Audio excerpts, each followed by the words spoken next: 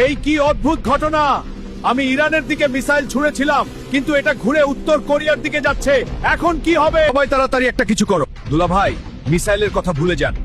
এখন নিজের জন্য একটা কবর খুঁড়ে রাখেন, কারণ ওই পাগল কিম আপনার দেশকে মুহূর্তেই ধ্বংস করে দিতে পারে। স্যার স্যার, আমাদের দিকে আমেরিকার একটি মিসাইল আসছে, এখন আমরা কি করব? আমি তো এই দিনেরই অপেক্ষায় ছিলাম। ট্রাম্প খুব বার বেড়ে গেছে। এবার দেখো মামুন, তুমি দ্রুত হেড করে খবর দাও, আমাদের সব মিসাইল প্রস্তুত করতে বলো। জি স্যার। হ্যাঁ মামুন, মিশনগুলো কি লঞ্চের জন্য প্রস্তুত? স্যার, মিসাইলগুলো লঞ্চ হওয়ার জন্য একদম প্রস্তুত। এখন আপনি সুইচ টিপে দিলেই মিসাইলগুলো লঞ্চ হয়ে যাবে। ঠিক আছে, তাহলে আর দেরি কেন? যা যা, ট্রাম্পের পাছায় গিয়ে লাগ! আমাদের উপর পারমাণবিক মিসাইল আসছে, সবাই পালাও! কিম হালার করে হালাই করলো কি?